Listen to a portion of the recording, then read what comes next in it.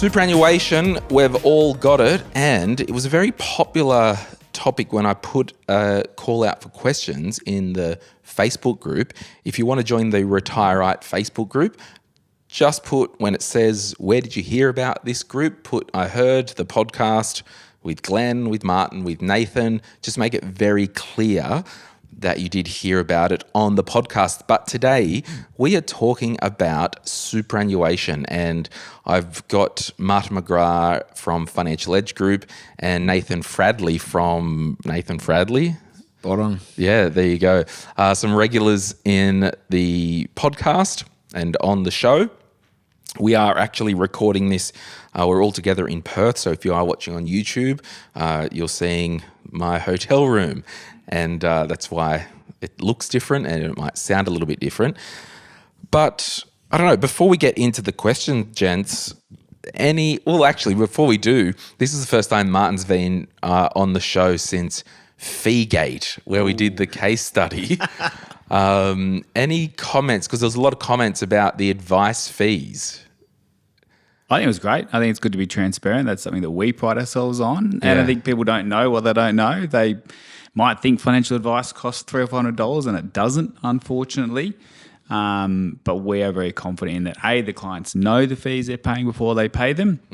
And B, we, as you mentioned, Glenn, not many advisors are short on work, so we will only offer and provide that advice if we know we're adding value well beyond that fee, ideally tangibly, i.e. in all these case studies, the client's paid X and got 2 or 3 times X back. But also those intangible benefits, that peace of mind, that sleep at night factor. Yeah. And I think I will say as well that in all the hundreds of comments that were on YouTube and in the Facebook group, there was no actual comments to say the advice was bad advice. So that was a compliment. Yes. People want great advice at no cost. Unfortunately, that's not how life works. Yeah. And I think, I don't know, you would probably see it, Nathan. You might quote a fee and there's a cost to serve and deliver financial advice. You know, it's like voluntary euthanasia. You do not have to proceed with it yourself. Yeah, sure. I think... But what do you do when people push back and say, look, that's too expensive, or any other, I don't know, fee discussion? Well, I mean, I think firstly, like reading through some of the comments, how good is it that there's so many people out there that can get good information and know what to do, and they're able to do it themselves. Yeah. And for every one of them, there's 3 people that can't. Yeah. And so I think that's the key to it, is it's just because you can doesn't mean everyone can. And a lot of the time in my, I suppose, proposal stage, talking to people who might need advice, I walk through all the questions that I would answer if I was giving advice, and they can go off and answer themselves. Yeah. I think I encourage it often of like, hey, go and have a go. Or you're here for a reason. You're here because you did have a go. And I think that's important, that you really see the value of advice when you haven't been able to do it yourself. Yeah. I think that's the key. And I think I just want to be so loud and clear, and then we'll move on. When people, and you touched on it, Martin, when people go to retireright.com.au and click get help, and, you know, I'll send them or I'll refer them to an advisor in our network, I don't have any businesses that will just take everyone for the sake of getting money. You know, everyone's too busy, got too much on.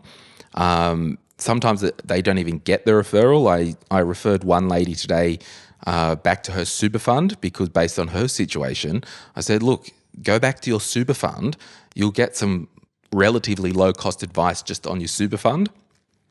And another person submitted a form, and I said, I don't know if you actually need advice right now. Like, just looking in, it looks pretty good. I'm happy to refer you, and they wrote back, oh, yeah, you're right. And I said, but have you considered this? And I wasn't giving advice. So, look, this is the world that we're living in. Professional advice businesses cost money to run and also should make a profit, because business owners, and people will hate when I say this, business owners take on risk and you want to be rewarded for that risk, and that's called profit. So you might hate that, and if you hate that, that's okay. We can agree to disagree. But I'll finish here because we just haven't talked about this since those episodes went up last month. it's not as if anyone that I send people to will increase the fee or decrease the fee based on the situation. Like, you guys have set fees and that's that. So I don't know. I try to do the best that I can with referring people, not waste their time or the business's time. People don't work for free, and I don't expect you to either. So there's that. Let's start a podcast. I've already probably pissed some people off, but... No, I'll continue it on for a little bit as well. Part of the reason of being involved with this podcast, and Nathan's the same, and Glen, what you've started this podcast around, and I have done videos, and Nathan does a lot of content as well, is to help empower people. I can only help one client at a time face to face, but putting this content out there that someone can watch and go and do themselves at no cost, that I'd love that to happen. It's just that there are people who can't or aren't willing to or want to pay for someone else to do it for them. But if we can put this out and hundreds of people go and help themselves at no cost without even speaking to me, that's ideal. I'm very happy with that outcome. I'd also like to add to that, if you're speaking to a professional advice provider and they're not charging you very much, you should probably ask why. You know, what is the loss leading that they're doing on the front end? What's happening behind the scenes? And I think that's probably something really important to think about too. Advice, if you take it on fact that seeing a professional expert one-on-one is going to be expensive, then if you see someone who's not, you should probably ask, where are they getting paid from? And that's a different question altogether. Interesting. Well, we will start the show right now. My name is Glen James and you are listening to Retire Right, and we're talking all things superannuation. This is a podcast that will help you plan and execute one of the biggest moments in your life. That's retirement. You'll learn how to set up your finances in a way that benefits you, your lifestyle goals, and keeps you in the know within this complex world of money and investing. Your host is Glen James, former financial advisor, author, and host of the popular Money, Money, Money podcast. Glen is joined by experts in various fields around the topic of retirement in Australia. Any advice in this podcast is of a general nature. Full details are in the show notes of this episode. You only retire once, so retire right. Okay, I've sent you fellas the questions. Where do you want to start, Martin? Lots of great topics, but I think it's come up a few times now. So let's talk a bit about the buckets, particularly in volatility in the markets. It's been around and will continue to be around. I think it was a question around buckets or how let me have a work. look. The dealer's choice, and he's chosen bucket strategies. Leanne said, my question is around the bucket strategy. I'm retiring in about 18 months after selling my PPOR, principal place of residence, and taking advantage of the downsize and bring forward rule to boost my super. Awesome. Sounds like Leanne's confident to walk and chew bubblegum. Might not need advice for what she's doing, just case in point. However, she said, I'm with Hester and want to put it all in pension phase and draw down the minimum. Can I arrange with Hester to manage a bucket strategy, drawing from a cash portion of my pension? So look, I'll probably start by saying each different super fund is a product, and their platform, you know, whether it is Hester, Host Plus, ART, Aware, Australian Super, Macquarie, BT, it's basically a platform and they've all got product rules. I don't know off the top of my head with what the drawdown strategy is for Hester, or whether they allow this type of thing. I don't know, but let's just zoom back a little bit and talk about the bucket strategy. What does that mean to you, Martin? Yeah, so when you've got your money inside of super, it is still invested. That's important. So I think once you go to pension phase or account-based pension phase, your super's not invested anymore. It's still invested for a long time. You can have that in various investment options, from high growth down to conservative or cash, but you can also have more than one bucket. It can all be in the one balance bucket, and all of your fund, 100% is in one balance bucket, or you might decide, I want 50% of it in a growth bucket and 50% in a more defensive bucket. You can split it up that way, and you're right, per product or per fund, you can have 3 or 4 or 5 different buckets in that respect. Different commentators online or advisors have different meaning and philosophies around the buckets and how to set them up, and I'm happy to talk a bit about how we like to set our buckets up. Yeah, well, how do you? And then I'll get Fradley's point of view. So tell me why the way you do it is wrong. So, where that kind of came from, my backstory for us is that I became an advisor during the GFC and was sitting in front of lots of retirees that had lost 40, 50, 60% or felt like they'd lost that money. And they didn't have a strategy, they didn't have a structure, they didn't have any buckets. It was just all in the growth fund because growth always did really well. But so it meant that when they had to take their pension out or living costs, etc., they were drawing down a bit of everything. So if it's all in the growth bucket and you need your $5,000 a month, well, every month you're selling a bit of Aussie shares, a bit of international, a bit of property. And if that happens on the 10th of every month, well, every month you're taking that price whether you like it or not. So that's kind of where we started to build our philosophy for retirees. So at financial advice school, there is no like, all right, ladies and gentlemen, the bucket strategy must be 50% growth, must be 30% mid-range, and must be 20% or 50, 60, 20% cash. There's no mandated. I think it's in. I don't remember buckets being in the course that we had to do back then. I don't know if it's in the current. It's kind of a street slang, isn't it? Yeah. It's a real culture. Yeah. So that's the why. The how do we do it? We typically run it with 3 buckets. And again, this is a podcast. It's general advice. I'm not saying that anyone in particular should run it exactly this way, but the way that I like to run it for our clients is that we have 2 or 3 buckets.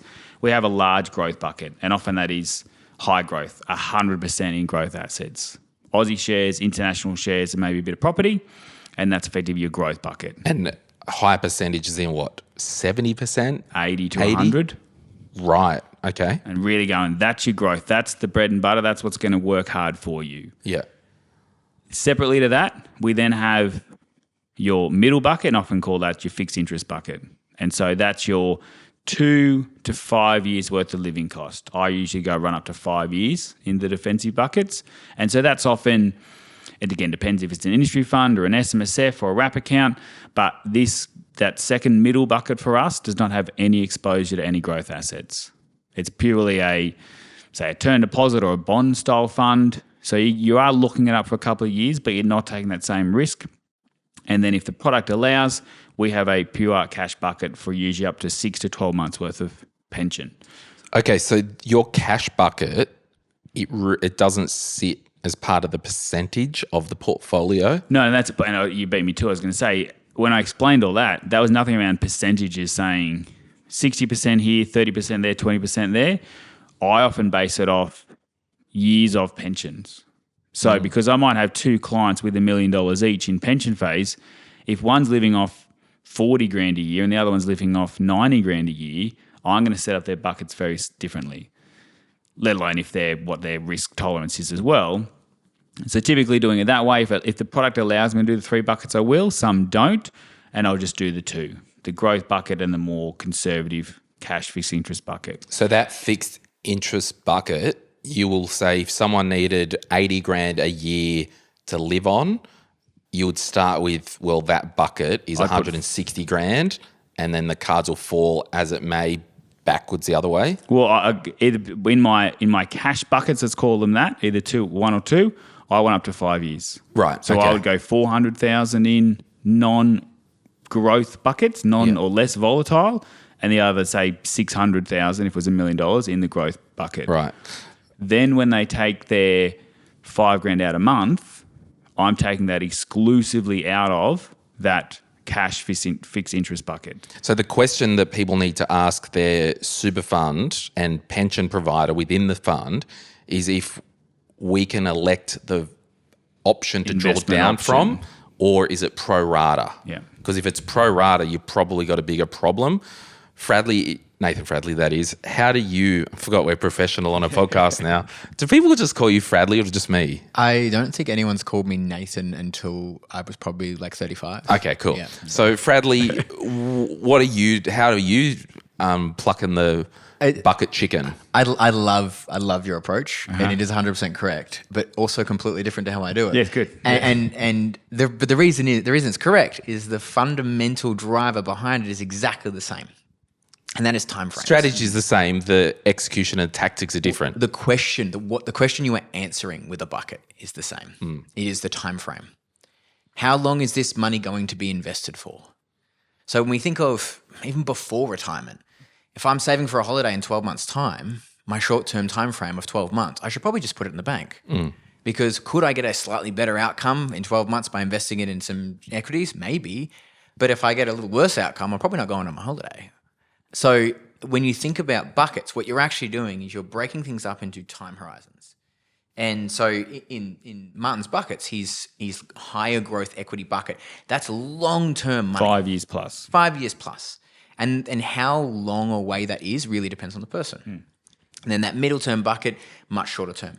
I kind of look at a global asset allocation. Like, what is the whole mix and what's their tolerance? Are they a 50-50 kind of person, 50% growth, 50 defensive? Are they a little bit more aggressive? Are they more conservative?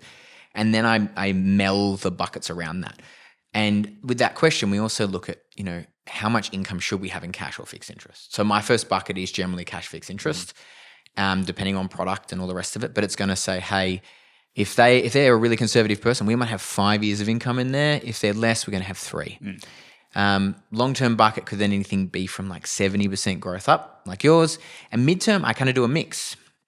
And I think it's a different but similar approach.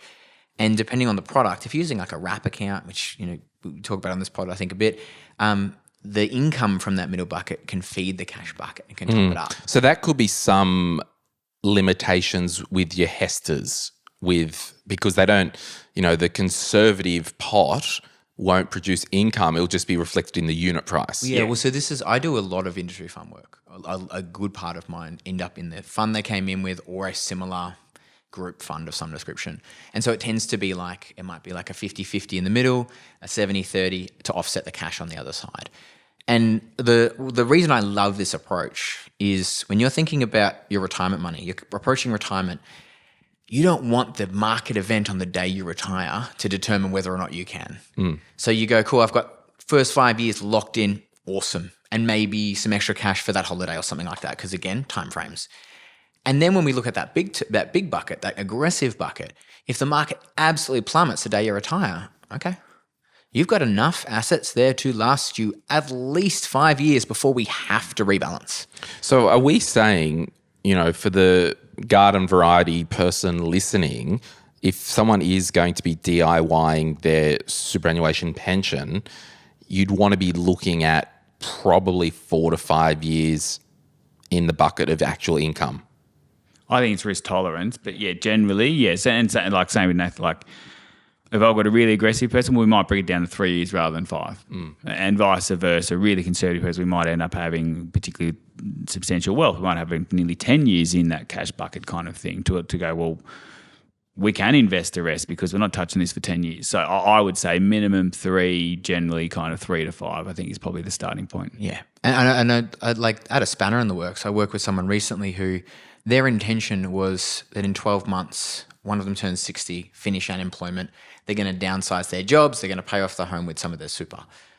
When we talk about the buckets and timeframes, they're owed about 250 grand on their mortgage. So, in 12 months, it's going to be paid off or just under. That's a cash bucket. Yeah. Because if they invested that money, left it normally, the month before they're supposed to retire, and the only reason they can downsize their jobs and step back is because they're going to pay that loan out, that's on the hook. And there was nowhere they're taking that risk. So that's the mindset you want to think of. A question from Wombat Smith, and I think Wombat is the first name. When in pension mode, how to rebalance for income using the bucket method? So we know that we don't like to time the market, but you kind of inherently are if you are using a bucket strategy. Yes or yes? Potentially, and I think that different products, if you're in a wrap style product, like you mentioned, and I think if you're in a wrap product, often the top buckets will pay into the bottom bucket. Yes. So so $1 million, I've got 50 grand in the cash account because I want to take out 50,000 a year, and the other buckets have got 950,000. If they can make enough income, there's enough coming into the top of the bucket to cover what's coming out. Yeah. So therefore, I'm not having to time the market as such. So that is, again, just a product limitation of any unitized fund, be it a retail fund that's unitized, your industry fund, the Hester fund. So if the original questioner had 60% high growth, 40% cash and defensive, every 3 months, that high growth fund isn't spitting out money into the defensive account like it would on a wrap account. So, and I just want to camp here because it's just an education piece because so many people light their hair on fire when they hear and see the word wrap, but it's just a product and there are benefits and features of this product that you categorically will not get in your current industry fund or retail fund. Yeah. And that's just a fact. It's a fact. There is some capability in some funds. They have like some form of self-invest ASX or ETF, component. You pay a bit extra, you can put some money in ETFs. And those ETFs will pay an income. And I think this was one of the questions. They will pay a dividend into the cash account within that super fund. Yeah. You could move that into your transactional cash account. So that's there is some level of capability, but you're right. I think the wrap accounts for people that have enough money where the income being produced by their investments goes into the cash account and keeps that topped up, they don't have that sequencing risk or that rebalancing risk that we're talking about here. But otherwise, yes, going the other way back to, say, a Hester, if I've got 5 years in that bucket and I'm taking out, and I can end, say, with Hester, assuming I can, and most industry funds you can, hey, every month take my payment out of my cash bucket, in theory, after 60 months, that cash bucket is going to be completely empty. And then I've got a problem.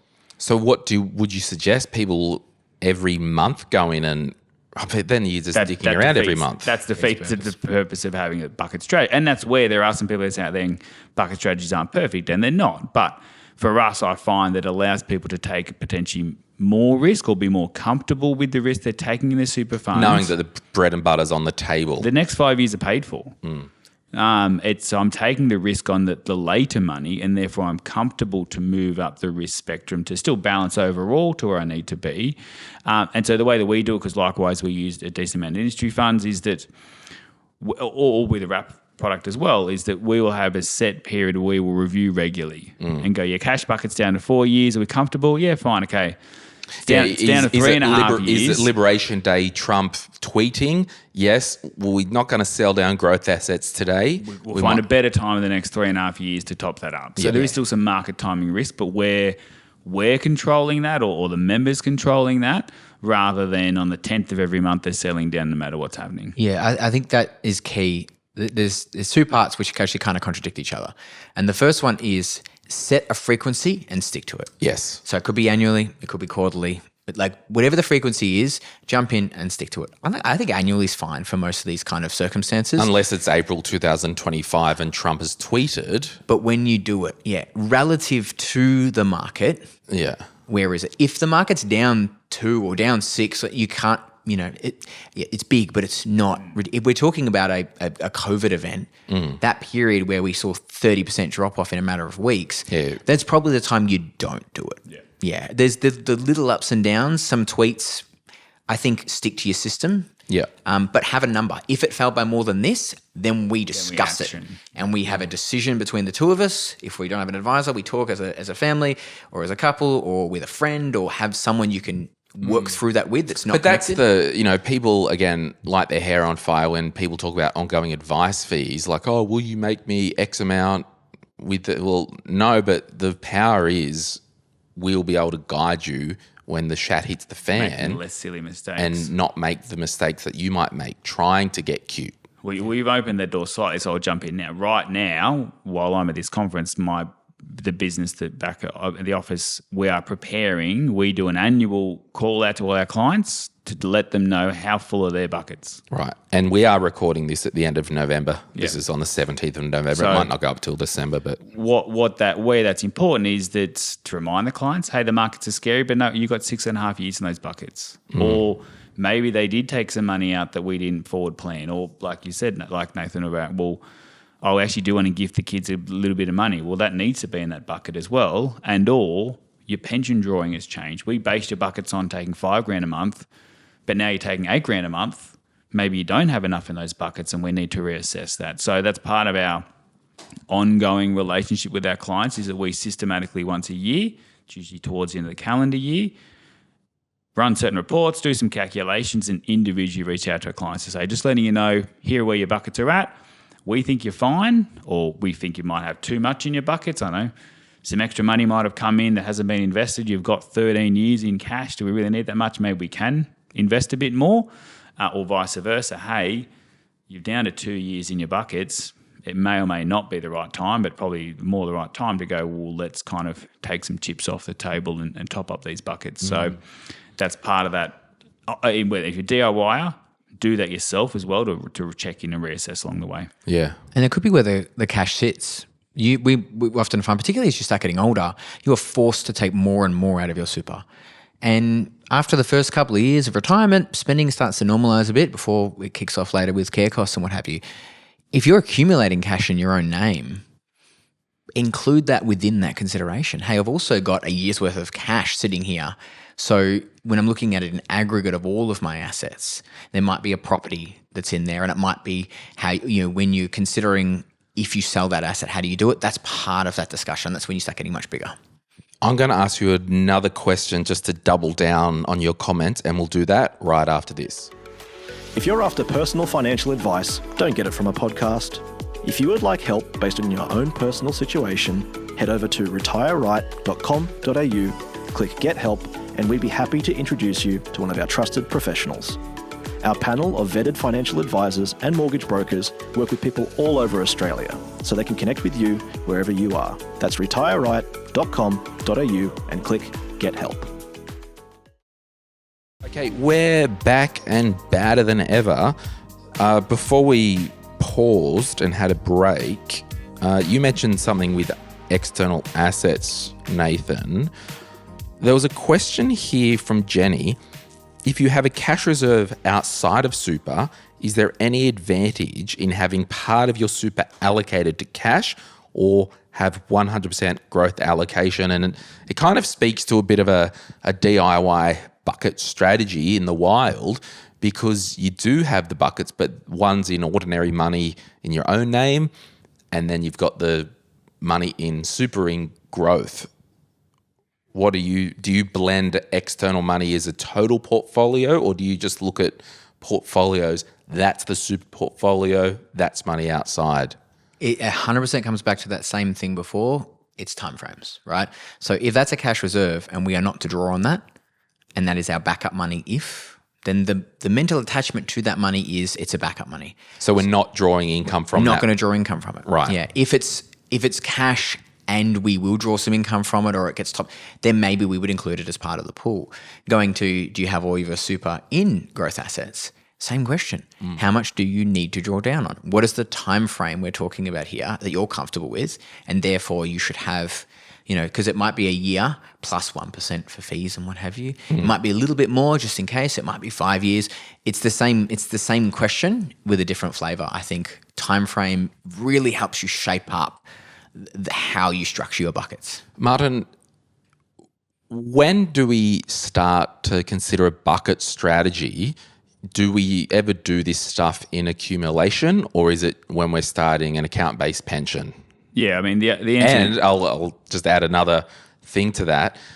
If we do have some income that is funded from Centrelink age pension, does that allow us to take more risk with the super money because we do have an annuity from the federal government, aka the taxpayer? The best answer is either if you're already retired in retirement or 5 years out. The best time to start setting them up. So I wouldn't wait till the day you start your account-based pension, because that's your market timing. If you're in the balanced or an 80% growth, 20% defensive, and you keep that until you're 63 and then decide that day you're going to retire and set up your buckets, I think that's too late, because to Nathan's point, if the month before that happens, the share market's down 20 or 30%, that's going to affect that setup. So we like to do it. Do you agree, Nathan? 100%. 100%. It is. I want to fight between you guys. It's a sleep at night factor. But maybe we'll fight on this one. So what I think is interesting though is when people prepare for coming into retirement and they've got an industry fund, there's often a question around when do I move to a wrap account or something like that. I think that was asked somewhere in there whether we get to that today. But and it's like, because I want to accumulate capital gain and then move to pension mode and sell down and save that tax. And in those group funds and those unitized funds, there is crystallized gains happening all the time. It's not just at the moment of sale. Because 5 years out, you'd be like, well, why would I rebalance now? I'm going to pay capital gain on some of this rebalancing. Because it's not always about tax. Sometimes the ability to retire is more important than saving a bit more tax. And that is the human side of the money that's so important to address, is it's your comfort level. And it might not be your comfort level. It might be your spouse's comfort level. There's these dynamics here that you might be, if it crashes, we'll be fine. We've got a year. They might be like, oh, I really want to have those 5 years. So I think to your point, if I'm going to disagree with anything, I would say 5 years is a good time to think about it, to start thinking about it.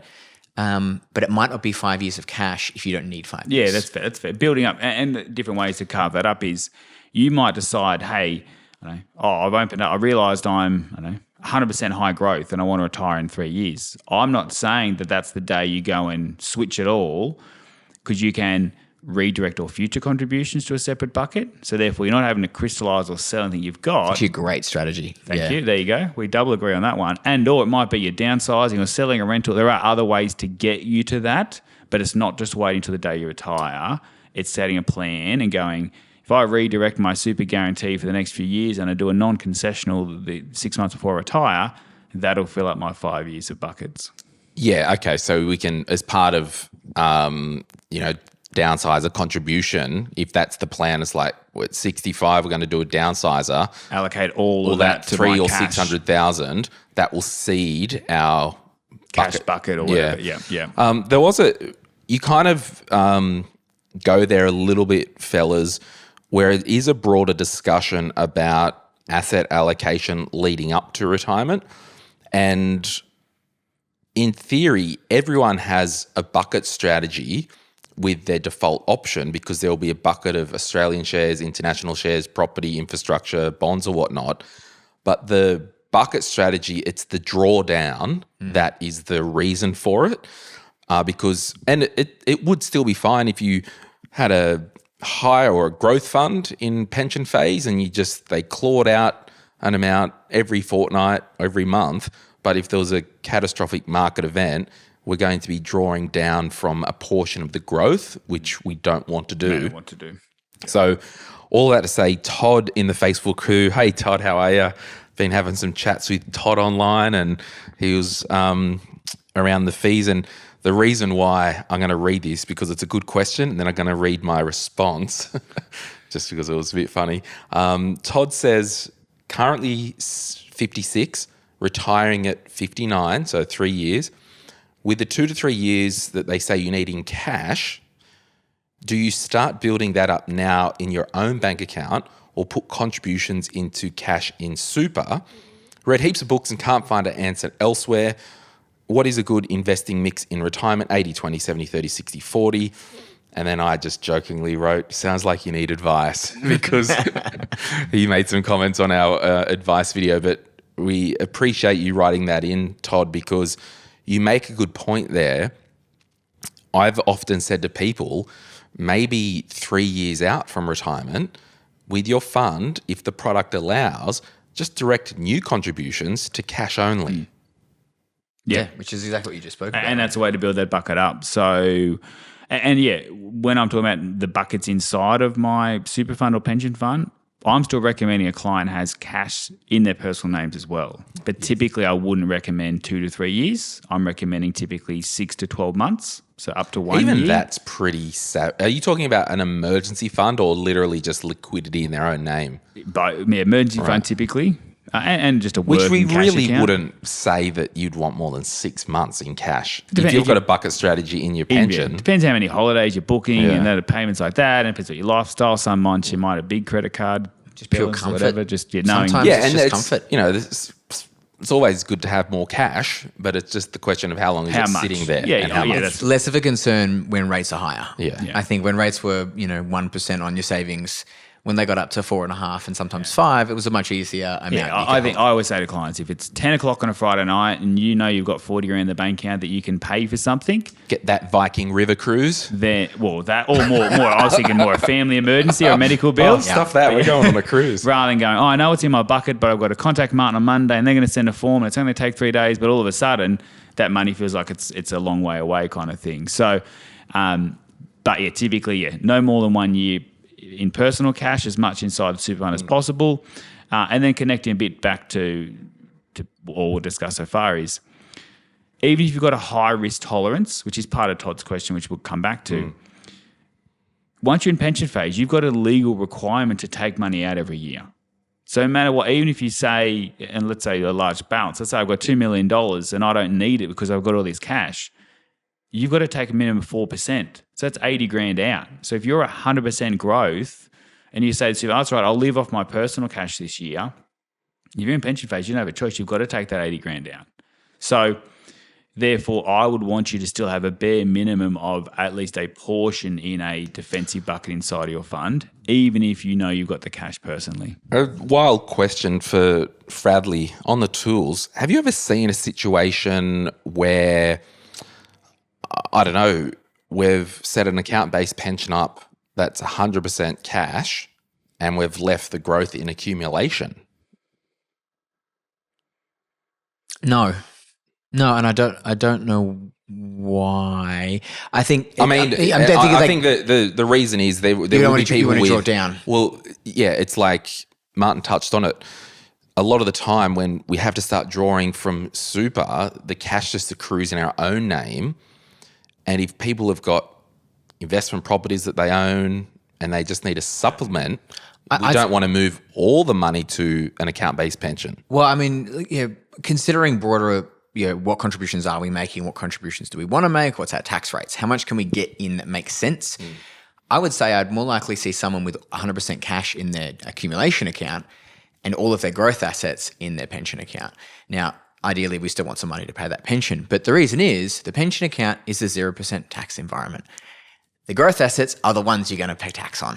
Like, it's the higher returns, it's the capital gains. You're laying the bed you make, but if you do need to take some money out of that, you'll just be selling growth assets at a bad time. But if you again, so coming back, like if you're not making lots of contributions or you're not planning on selling down properties and doing all that kind of stuff, you don't need the cash. You're probably doing some form of refresh each year. Yeah, but to Todd's point, because he's got 2 points about when and how do we start to build the cash buffer, and then what's a good investment mix in retirement, I think we need to go back to these fundamental things. How much per year do we need to live on as a household unit?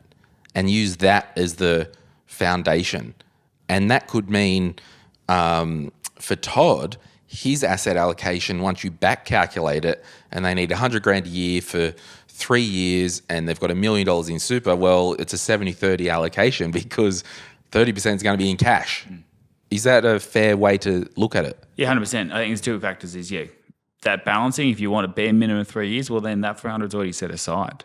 But then you also still have to overlay what is your personal comfort level, how long you've been invested for, all those kind of things. Because I've got 60-year-old clients who don't want to take a lot of risk at all, but with this bucket strategy, feel comfortable at least to get to 50%. And I've got an 80-year-old widowed lady who her risk profile, she's probably got 90% in growth assets and 10% defensive. Even though she's much older and she knows she's investing for the next generation, she's invested for 50 plus years.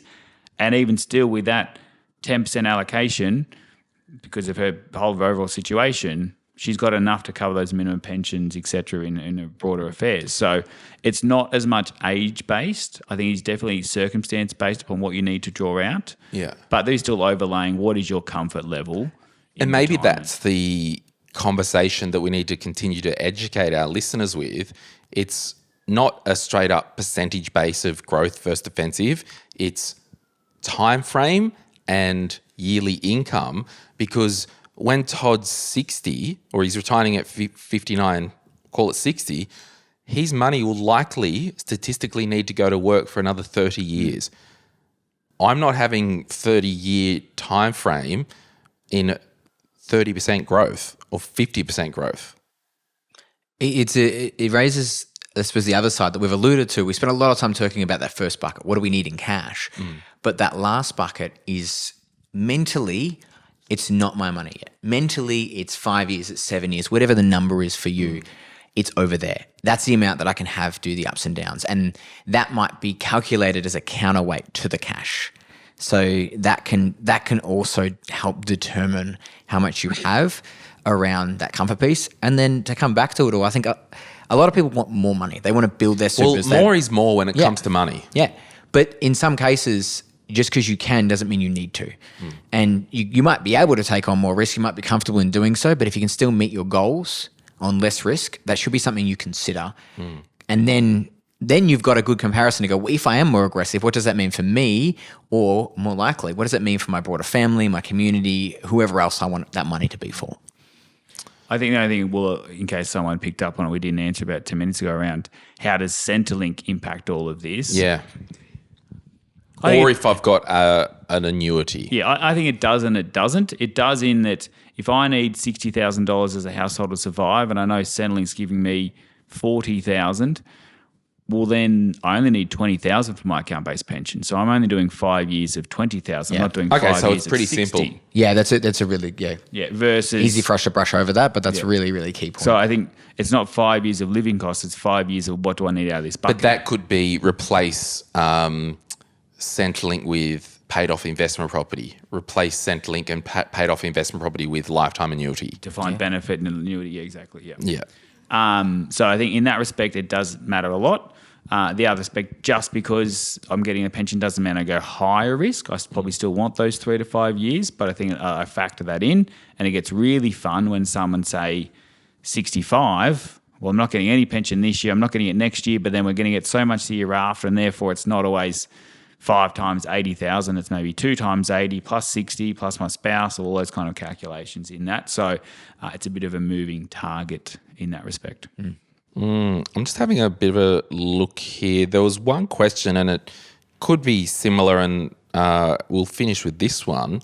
Jen asks, what are your views on the asset allocations of the default MySuper life cycle, which are age-based?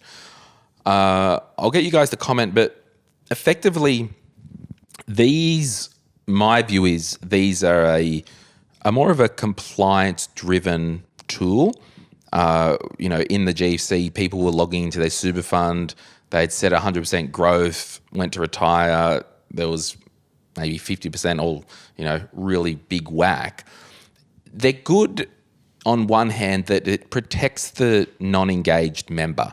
So if someone doesn't ever look at their super fund, and to be fair, if you're listening to a money podcast, you're dialed into your money, whether you just started or you're not, but there's people out there that wouldn't know who their super's with or what their balance is, and it is to protect them. So over time, leading up to age 60 or 67, the risk will automatically decrease each year.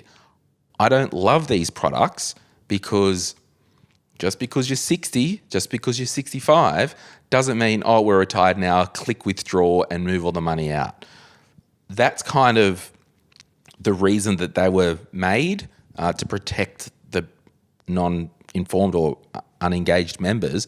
Do you guys both have a view on these options, Nathan? Well, I think firstly, the other side of that age group was there was a lot of unengaged members who didn't understand investing. They didn't understand super, and they were young and uninvested. They were in low risk profiles or no risk profiles because their experience was low and none. But they needed... And they needed the more aggressive. So that was I think that was a big win. But I agree, if you're engaged, if you care, you might look at it and go, it's fine. You might use one of them as one of the buckets if it's the option that lines up with what you're looking for. Some of them, you got to be careful because not all super funds have an age-based shift. So sometimes they have a MySuper, which is the same allocation no matter what. That's just their default option. And some do have that age-based shift. So I think just be aware of what your super fund does. But if you are really engaged and you're having these kind of bucket conversations, that's where you can, do this bit yourself, I'd say. Martin? I agree. Would you ever leave someone, if they came to you for advice, it'd be very rare that you would formally recommend one? Generally, yeah. If someone's unadvised or non-switched on, they're better than nothing. But typically, if you're getting advice, or you're DIYing, or you're listening to this podcast today and you're getting value out of this, you're probably making some changes out of that default into something that's more personalised for you. Yeah, I think it's, in closing, we've always got to remember there is this big thing where, and I'll say it again, people light their hair on fire when they hear of anything other than their industry fund or whatever that is. And I'm not against them. You know, I think Aware Super have sponsored these podcasts. They can, and I think we've got a campaign coming up, might even be running now. I don't know when this goes up, whether there's an Aware Super ad or a Vanguard Super ad. And just because, I don't know, like Aware, for example, there will be limitations with the product.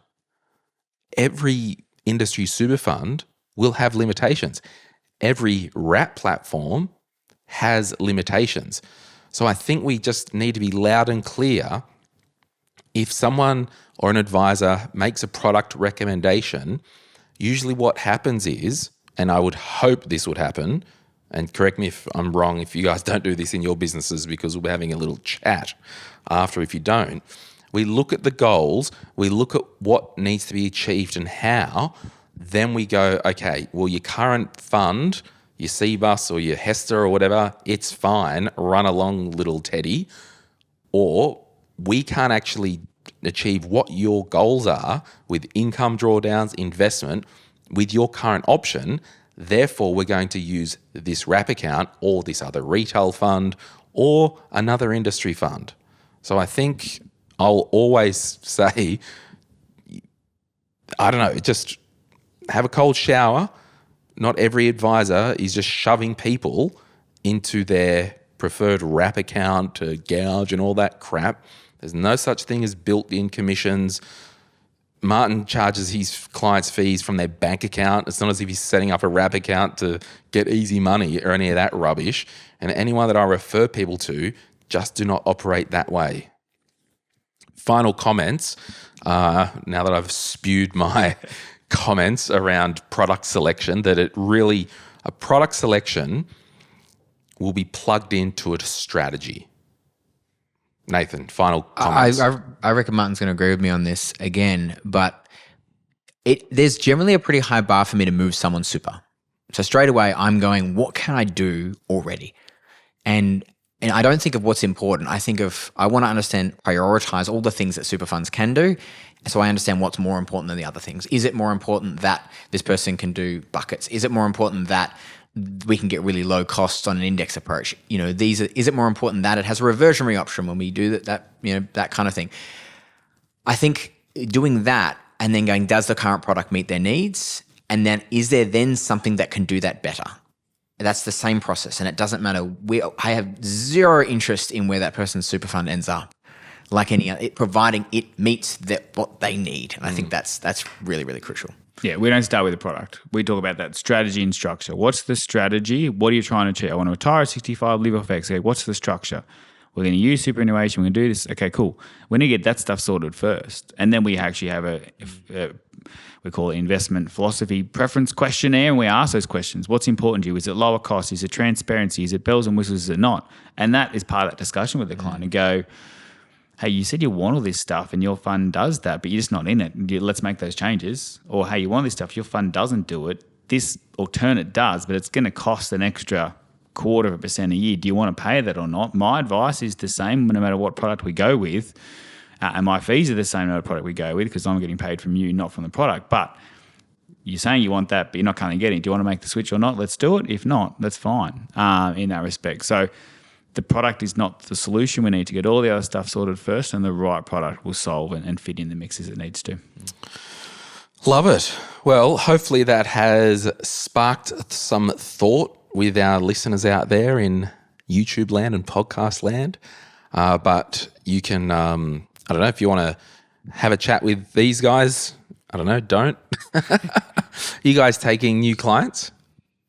Depending where this comes out, probably not till next calendar year, 2026. But yeah, Financial Edge Group, we are for retirement advice only clients. That's who we work with. What about you, Nathan? It depends on the severity and the urgency. So before Christmas, no. Closed early November, unless it's an urgent aged care matter, and because they do come up, obviously, this close to Christmas. And I'd say mid-Jan, I'll start seeing people again. So, I mean, I always say if you do want a trusted financial advisor, go to retireright.com, click get help.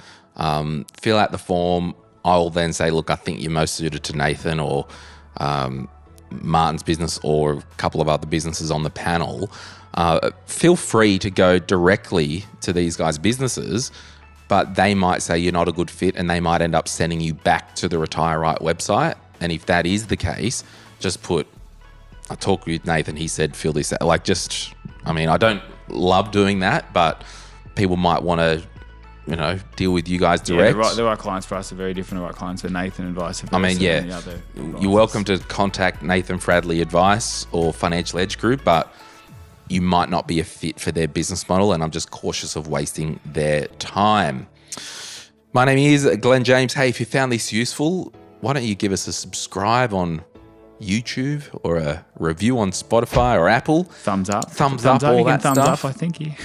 And hit that bell. What's that? Hit that bell. Hit that bell. And we'll see you next time. Remember, you only retire once, so retire right. Bye. Any advice is general financial advice only, which does not take into account your objectives, financial situation, or needs.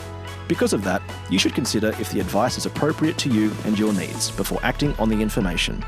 If you do choose to buy a financial product, read the Product Disclosure Statement, PDS, and Target Market Determination, TMD, and obtain appropriate financial advice tailored to your needs. Simo Interactive, Pty Ltd, and Glen James are authorised representatives of MySuper, Pty Ltd, which holds Financial Services Licence 451289. Martin McGrath, Financial Edge Group, and its employed financial advisors are authorised representatives of Synchron Advice, AFSL 243313. Opinions or comments from any guest on the podcast are theirs, and not those of the hosts, the publisher, or their respective licence holders.